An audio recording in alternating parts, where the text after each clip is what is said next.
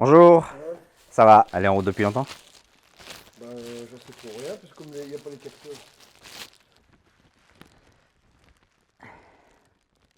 Le veau est trop gros pour la maman, c'est-à-dire que je suis obligé de faire une césarienne. À la main, ça doit s'allonger. Si ça s'allonge à la main, c'est que le veau va sortir, quoi. Et là, on tirait tous les deux dessus et derrière ça tapait dans les os du bassin.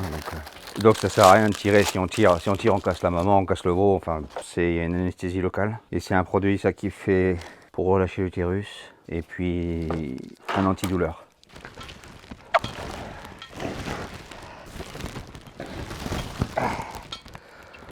Ouais,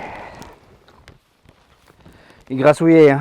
En fait, les deux phases délicates, c'est d'aller chercher le veau et de la couture de l'utérus. Après, le reste, le veau est vivant, elle vient de le bramer. Je suis sûr que quand on va la lâcher, elle va aller voir son veau. C'est une des raisons pour lesquelles je suis revenu dans le Charolais et c'est une des raisons qui, pour l'instant, me maintient dans mon métier de veto, quoi. C'est extrêmement satisfaisant, que ce soit par césarienne ou par village, par voie naturelle. Je fais partie des vétérinaires qui voulaient faire vétérinaire depuis qu'ils étaient hauts de même, comme disait ma grand-mère. Hein. J'ai toujours voulu faire vétérinaire.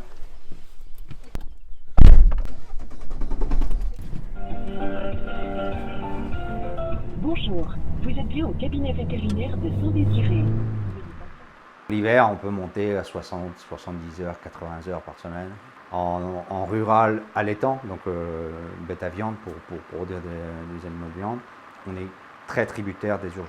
9 fois sur 10, au milieu de la visite, on est rappelé par la secrétaire, il y a une urgence à tel endroit, il faut aller, puis, c'est tout. À partir de 19 heures, normalement, de toute façon, on passe en régime de garde. Dès qu'il y a une urgence, celui de garde part et il essaye de faire toutes les urgences qu'il peut jusqu'à 8 heures le lendemain matin. Oui, on a trop de travail. On travaille trop. On travaille trop en termes de volume horaire, en termes de jours travaillés, ça c'est sûr. Quand j'ai fait mon premier infarctus, j'avais été, alors à l'époque, le centre de référence national, c'était Broussais, l'hôpital de Broussais à Paris. Et donc j'avais été pour voir s'il y avait des facteurs de risque, etc. Et le grand professeur, en faisant mon interrogatoire, m'a demandé si mon métier c'était le bagne. Alors je lui ai dit non, c'est un sacerdoce. Du 1er novembre au 31 avril, on était de garde tous les jours. Zéro jour de congé, zéro vacances. Ça n'a pas loupé, j'ai fait un infarctus derrière. Enfin, bon, c'est peut-être pas que à cause de ça, mais ça rentre dans les facteurs de risque. C'est là qu'on a décidé qu'il fallait embaucher quelqu'un et ça a un peu allégé la charge de travail. Mais là, on va aller voir un cheval que j'ai vu hier qui fait une pyro a priori. Donc la pyroplasmose, c'est un parasite du sang.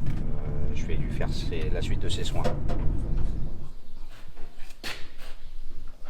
il n'y a plus de fièvre. Plus de fièvre du tout. Je peux le marcher un petit peu, il faut que je vois comment il va. Il traîne encore cette patte droite. Bon. Il peut aller dehors? Non. Non. Ça dépend ce que je vois demain. Il est déçu, il croyait qu'il allait sortir.